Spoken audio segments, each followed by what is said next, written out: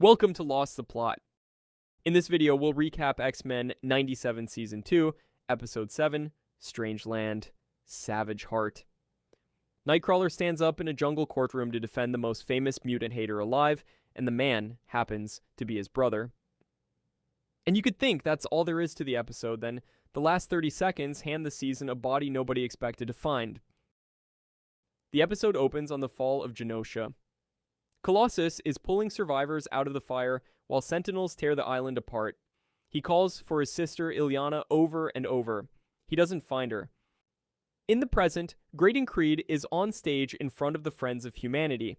He calls Genosha a consequence rather than a tragedy, and accuses President Kelly of arming mutants with taxpayer money through X Factor. Then he announces he's running for president. The crowd is still chanting when the Acolytes crash the rally and take him. The news names them the Acolytes of Magneto, a cult built around the dead master of magnetism. Their leader Exodus releases a statement. He counts out the 4,621 seconds it took to reduce Genosha to ashes, and says humanity answered that by raising up men like Creed. His demands are simple. Every mutant held by X Factor is to be released into Acolyte custody, and the world is to stay out of the way.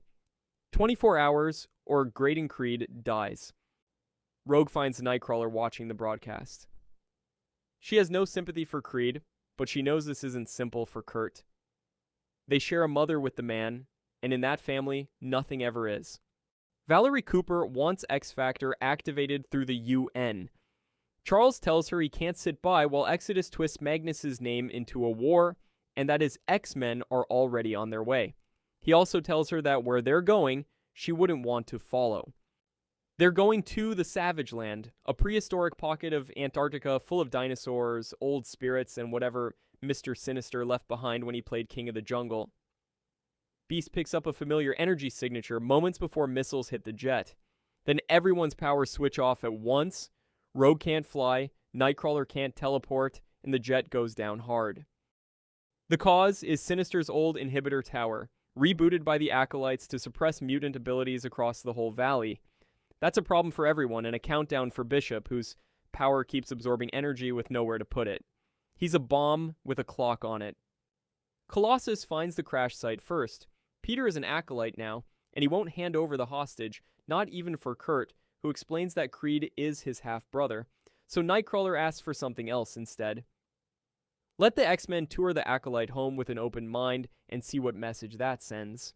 What they see is a settlement of mutants with food, water, and power, and people who genuinely feel safe. Exodus found Peter at his lowest and gave him a purpose. Beast argues that Illyana would never have wanted him here. Peter asks how any of them can know the desires of the dead. He's painted her portrait on the wall to honor her. Exodus arrives to find X-Men in his sanctuary and offers them a place in his crusade. Nightcrawler pushes back on a man being executed without a trial.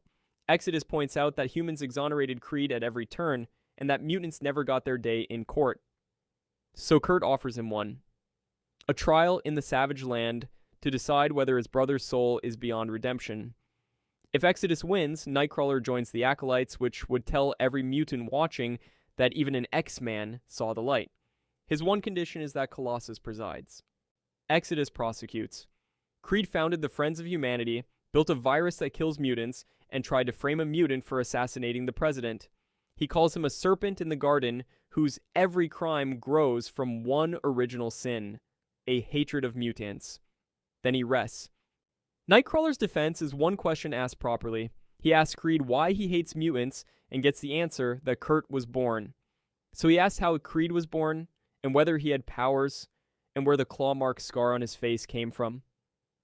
Their mother threw Kurt off a waterfall.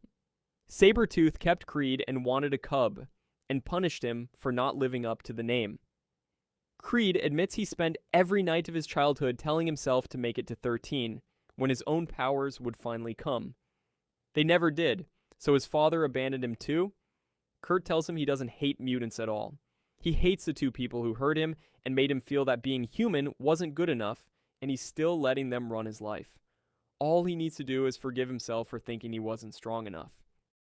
Exodus has heard enough. He demands the verdict, and when Colossus hesitates, he calls him a heretic and lifts him off the ground. He offers to reunite Peter with his dead sister so Peter can see the disappointment on her face. Outside, Bishop and Polaris have found their own answer. They ride the local wildlife straight at the inhibitor tower and bring it down, and every mutant power in the valley comes back at once. Bishop finally gets to let go of everything he's been holding. Nightcrawler duels Exodus with a sword and beats him, calling him a vain soul clamoring for his 15 minutes of faith. He tells him to yield. Exodus starts to say that his faith will protect him, and doesn't finish the sentence. Graydon Creed shoots him dead.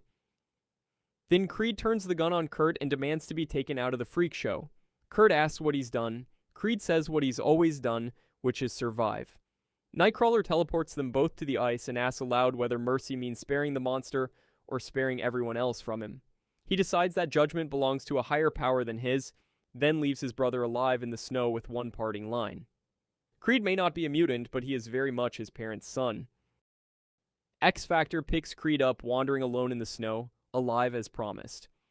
Cooper tells Charles he's playing a dangerous game, and that if he crosses the line, she'll take his corporation and his school. Back home, Peter admits Kurt did not convince him. Then he adds that he would have convinced Illyana. The last scene is in Greece. Cable and Jubilee walk into a temple and find none other than Apocalypse, or what's left of him, sitting withered on his throne. Beside the body is a scorched Queen of Hearts. This episode tackles the long-running theme of forgiving hatred of mutants, while a shocking reveal at the end leaves you totally unsure what's coming next. Thanks for watching. Remember to like, subscribe, and hit that notification bell.